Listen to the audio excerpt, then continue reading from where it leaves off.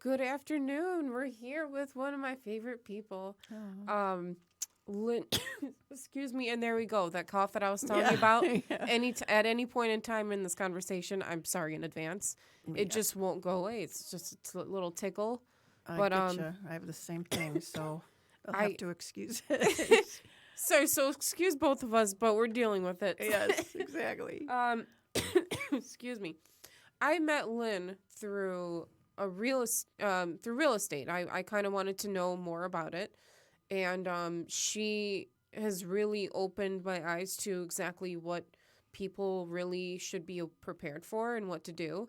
But when Lynn, she's not just doing real estate. Of course, she's a smart lady, so she's had her hands in the Butterfly Collective, which she's going to tell us about today. That helps, emotionally and physically, and is it financially also. Mm-hmm.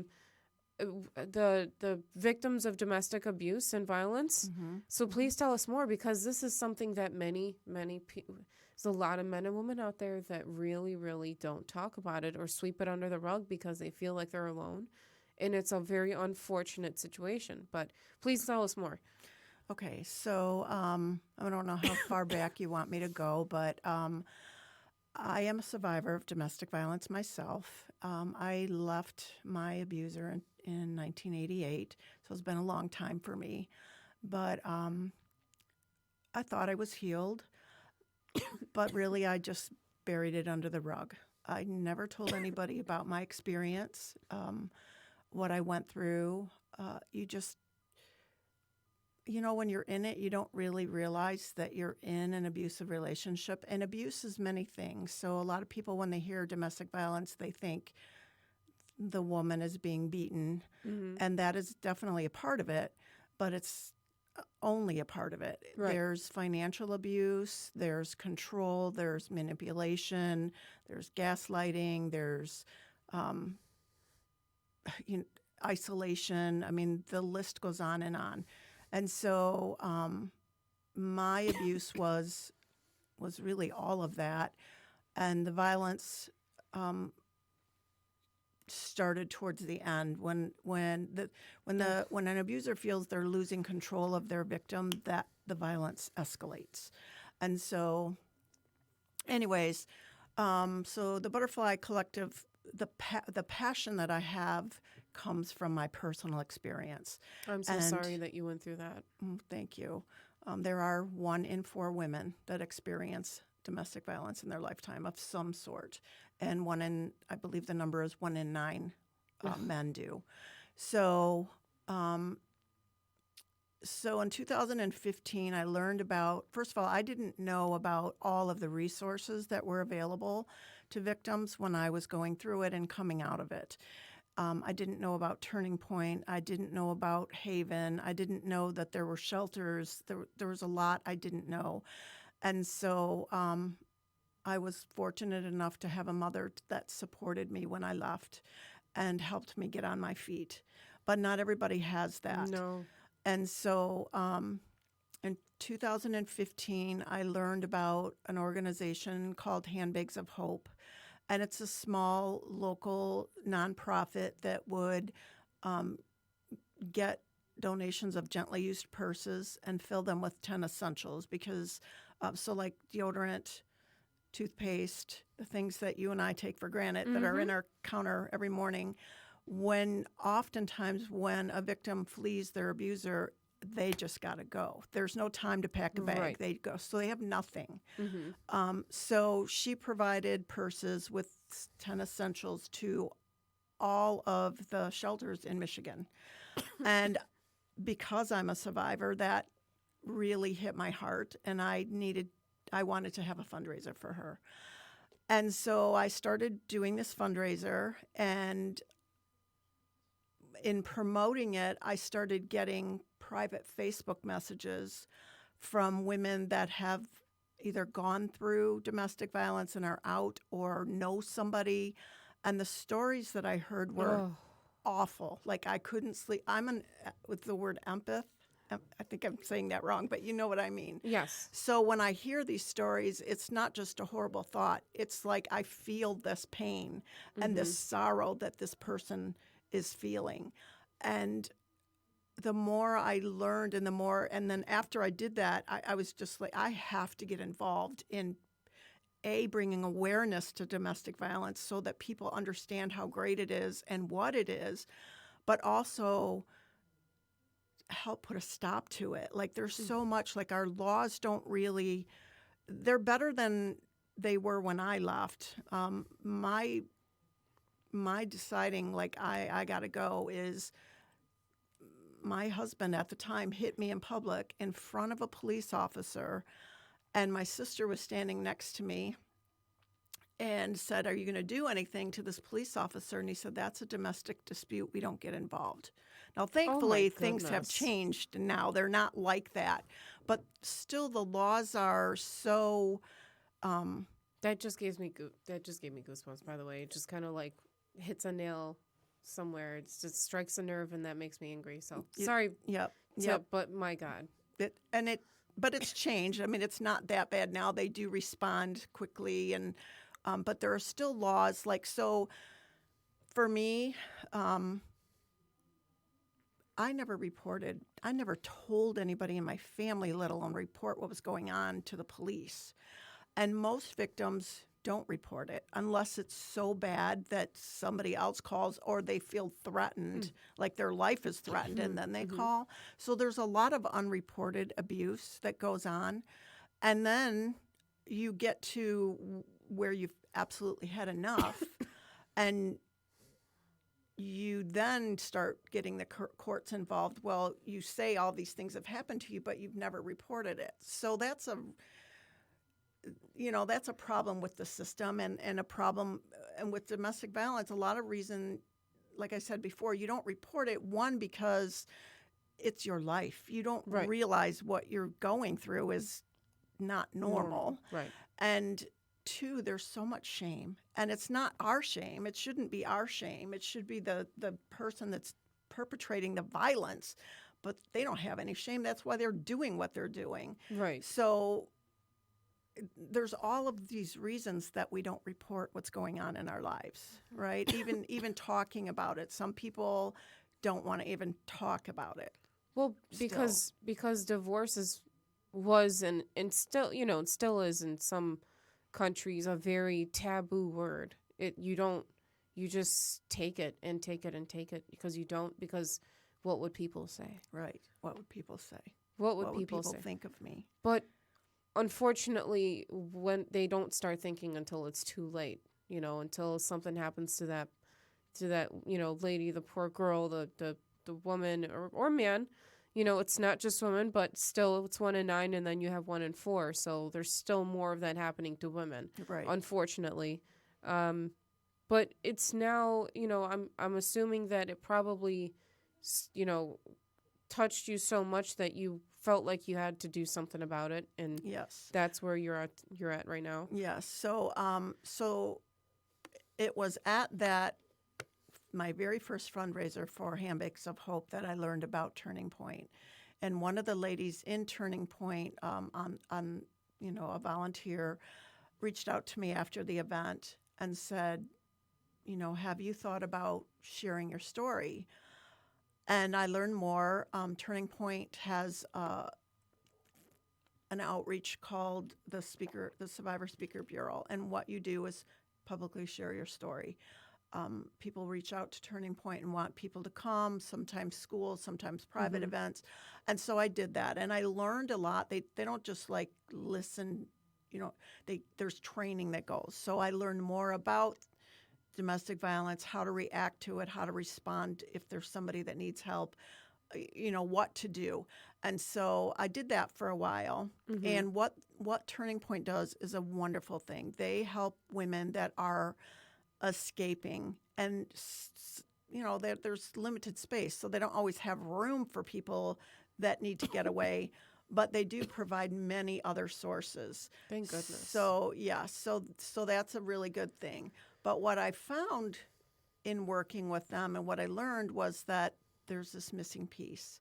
And the missing piece is when they're coming out of shelter or they can't get in shelter, but they really want to leave, there's no financial help. And most of the time, when a victim is leaving or a survivor is leaving, the financial control has happened. She has no access to their funds. She doesn't know how much money. She doesn't have a checkbook. She doesn't have credit cards. She doesn't have any money. So how do you start life over? And oftentimes they don't have a job. So how do you start life over when you don't have the resources to do that? Or, maybe you have been able to get a home, but you can't fill that home with the things that you need, like beds, like common things that we take for granted. So in April of this year, we had our first Butterfly Collective fundraiser. And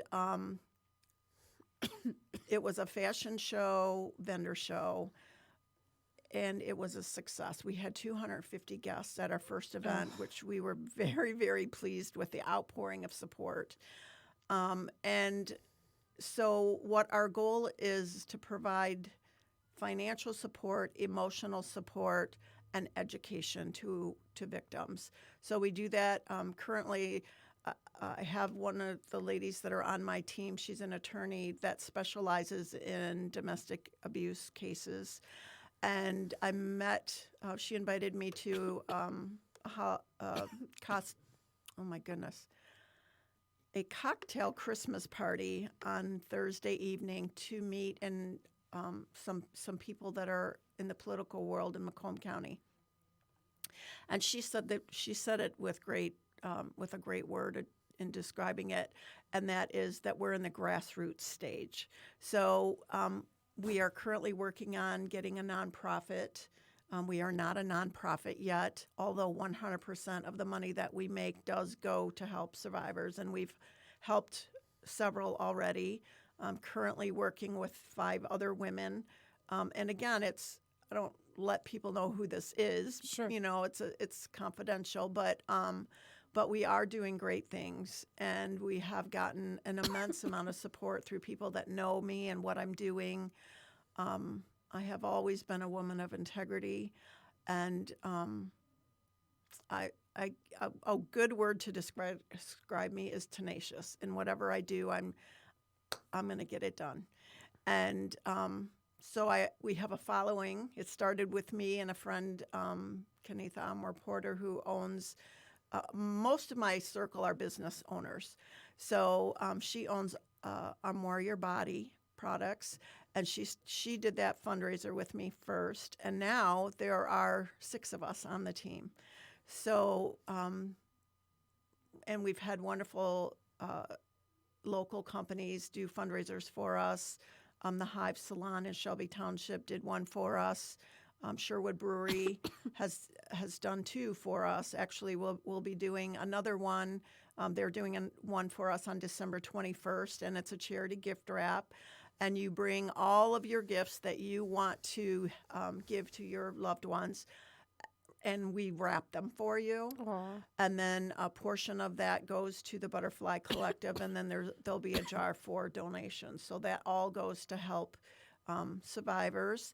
And then we currently have a program right now, an Adopt a Family program, where we've adopted 8 families. Some Wow. businesses, not me directly, but I've connected. So we got, actually we had 12 businesses that volunteered to help, and we have 8 families that we're helping. So on December 22nd, the businesses will be bringing the gifts that they've purchased for these families, and the families will be coming to pick up the gifts.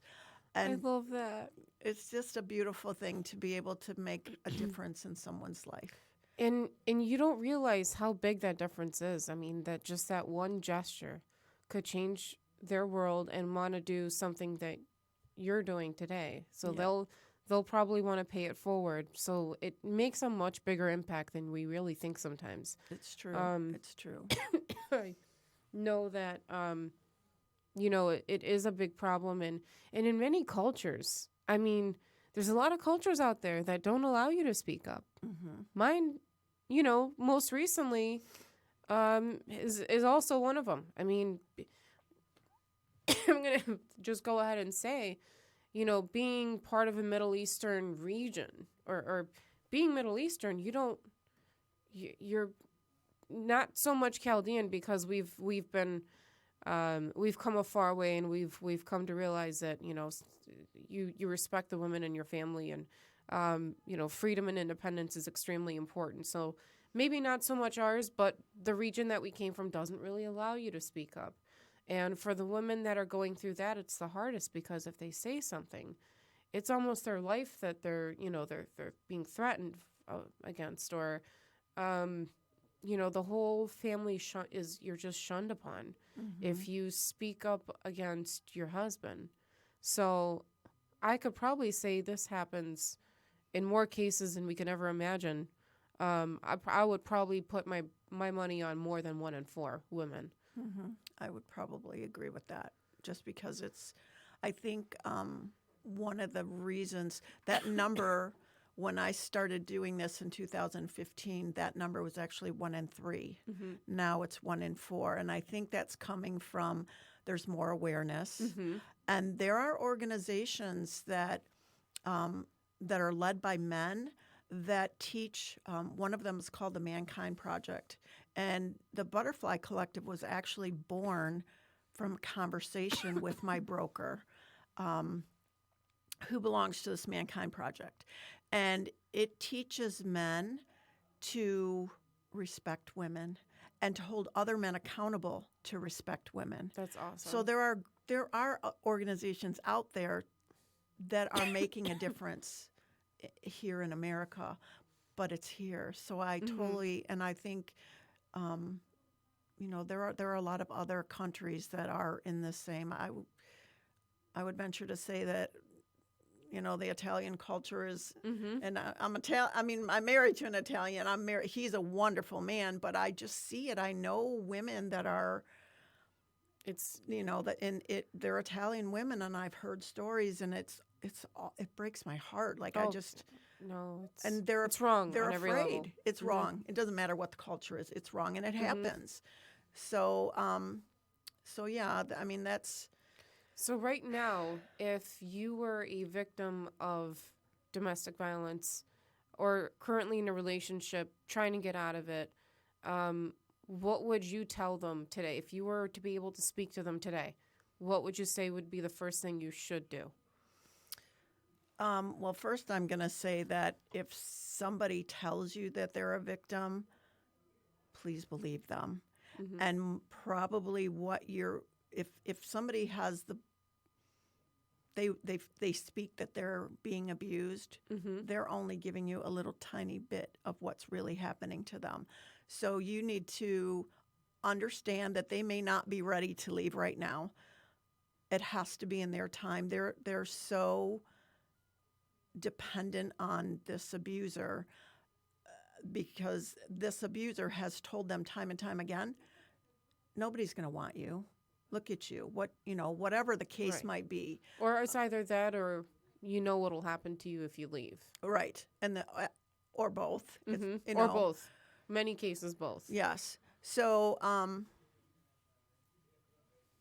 so the first thing I'm going to say, that if you are in an abusive relationship, you are worthy of love, and you do not deserve to be mistreated or abused verbally, physically, financially, whatever way it is happening to you. No one deserves that. No, absolutely not. And there are people that you can reach out to. And I mean, oftentimes people come to me wanting to know what to do. And if they want to reach out to me on my Facebook, we currently don't have a website yet. It is being built. Hopefully by the end of the year we will have, or the end of January, we'll have a website and our 501c3. But if they want to reach out to me on our Facebook page, they can send me a private message, and then we can connect, and I can listen to them and then advise them on what the next thing to do is. Step by step. That's because it's amazing. individual, and we do That's have a huge. support I'm so group. glad there are women out like you doing things like this, because I think that a lot of women feel stuck Yep. and don't know what the safe route to do, or the first, thing to do for them. And mentally they probably feel like you know, they're going to get caught right away, or something's going to happen to them, or, you know, what would people say? It's not about this is your life.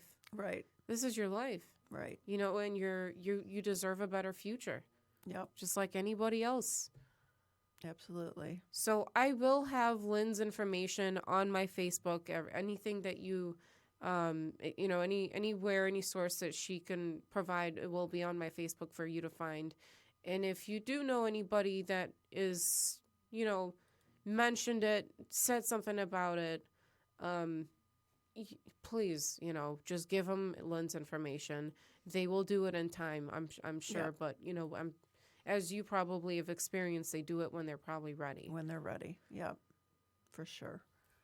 But just knowing they Excuse me. have the support and love that they need while they're in it before they're ready is so important. The best thing you can do is just tell them that you love them, you believe them, and that you support them in whatever way that means. And that's very important. Mm-hmm. Well, okay. So my biggest thing is too is you do it with so much passion. You do it with so much class. Mm-hmm. And I met you through a different avenue, but I feel like we definitely met for a reason, and look where we are now. But that hits a heartstring with me because, my mother was a victim, and I've known so many women that I've seen in person are victims. Yeah. So, you shouldn't just take it. That's the thing. You really do not deserve to just take it every single day. Mm-hmm. It's not normal. It is not normal. No matter how many times a relative or a friend or somebody or your abuser is probably trying to tell you, it is absolutely not normal for you to be abused financially, mentally, or physically. Yep. At all. At all. We do really quick have a support group that we meet the first Monday of every month, and it's strictly confidential, but it's open to anybody that wants to come begin the healing process. And I will also provide this information, and obviously anybody who wants some more information, I'll just connect you right to Lynn directly, and make sure that everybody knows how to get in touch, because it's more serious than people think. I feel like, many people think, oh, it's just, people will change, or, People don't change. They are who they are. They are who they are. Not that they can't, but most of them don't. They say they're going to, and they buy you flowers, and they make you believe that, oh, this is the last time, but then it's not the last time. In fact, the next time is usually worse than the time before because you've taken them back. Mm-hmm. So it's a hard circle to break or cycle. Very. And it just goes to show what you allow is what will continue. Correct. So you have to draw a line somewhere. Yep. And now, for you now, where would you like to see or take this project or this organization? Obviously, it's much bigger than a project. This is now a life, for you. So this is part of your life. It's my second job. It is your second job, and a very fulfilling one at that. It very much so. Although the pay's not so great, but the Right. rewards are many, and Yes. I love making a difference in someone's life, and yeah. So where do I see it? I'm a big thinker, and my passion would be to become a national known company or nonprofit, and maybe start chapters. Mm-hmm. I recently read, so I'm going to share two things. One is my favorite quote is a Mother Teresa quote, and it's, we can't all do great things, but we can do small things with great love. I live by that. I love that. And the other thing that I recently just read, it was a meme on Facebook, but it said that we're not meant to live forever, but we're meant to create something that does. And so that That's is my huge. dream, that Mm-hmm. what I'm doing will live on when I'm no longer here. I'm pretty sure you've already created an amazing legacy for yourself and for your Thank you. family. I'm Thank you. pretty confident at that. As a matter of fact, it is real because she does it every day, and I watch and follow you every single day. It's very inspiring to me to meet people that don't let anything get in between what they sought to do. So if your vision to help women, um, domestic violence, you haven't let anything stop you since you started, is from what I've seen. So that's very motivating for somebody who wants to get out of a situation like that, because it's something that is real. It's something that's not going anywhere. So it's definitely here to stay. Like I said, the rewards are making a difference in someone's life. Last year, there was someone that I knew on the speaker bureau who reached out to me. She has 5 boys, and she wanted to provide. One of them was at the time 14 or 15, and she didn't have the money to get Christmas presents. And so she reached out to me and asked if she could wrap my gifts to my family, because I'd made a comment on Facebook about I love giving, but I don't really like wrapping. And so she said, I'd love to do that for you. And I'm like, okay, well, then I really found her need, and it struck my heart. And I'm like, I have to help this person. So not only did I have her come and wrap my Christmas gifts, but in the week before she came, I pulled together a whole bunch of support, and we provided all 5 of her boys with several gifts and $1,100 to help her with whatever she's got a car that needs fixed and things that need fixed. That's incredible. And it just really made me feel good. And she was overwhelmed with love. And recently, like this week, she sent me a private message and said that she just reread the Christmas card that was given to her. I'm probably going to get choked up. But that she has never felt as loved in her entire life than she did that day that we gave her all those gifts and that money. And that's why I do what I do. That's amazing. So people know they are loved and worthy, and they can get out of whatever it is that the problem is. And they are. Yep. And they are. They just have to find a way to believe it. Yep. And thank you for doing that. That's huge. Absolutely. I can't really top anything after that. I can't. That's hard to come back with. But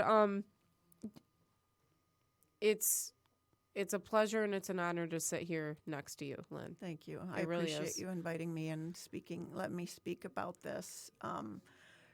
Just getting the word out it's important. We can't make change if we don't know what's going on. That's right. So I try to bring awareness. And recently we just had AMS storage. Are we good on time? In KPEC donate a storage unit for us, so that when there's been a survivor in need in the past, I've had to reach out into my network and say, okay, this person needs this, and then we try to get it. Well, now we have a storage unit, so if you're getting rid of furniture, we can't take clothes because it's just a 12 by 14 storage unit, but we are looking for furniture. So beds are a big thing. Good to know. If anybody would like to donate, we do have the ability to pick it up. If you can't get it to us, we can pick it up. And then that way we can provide it when it's needed. And I currently have 2 survivors right now that are in need of beds. Oh. So. Okay. That's good to know. I'm going to share that with my circle. My network is, my network of people, just like yours, are very fortunate and successful, and I think we can get a lot for them. I'm sure there's plenty of people out there that have some things to give, so that's Love going to it. be exciting to throw on my social media and just get as much stuff as we can, squeeze out as much as we can. Appreciate it. Thank No, you. that it's my pleasure, if anything. Thank you so much for being, for coming out and spending some time with me today, and letting us know that you deserve to be loved. You know, Yes. that's we're all human. Yep. Yep. So, I wish everybody a wonderful weekend. I will be back next week with some more episodes, but today was very special. And please get in touch with me if you can. My world is on Facebook, Instagram, Twitter, and LinkedIn as well. So feel free to give me a call if you guys have any questions, or reach out to me on social media regarding how to get in touch with Lynn, and have a wonderful day. Thank you.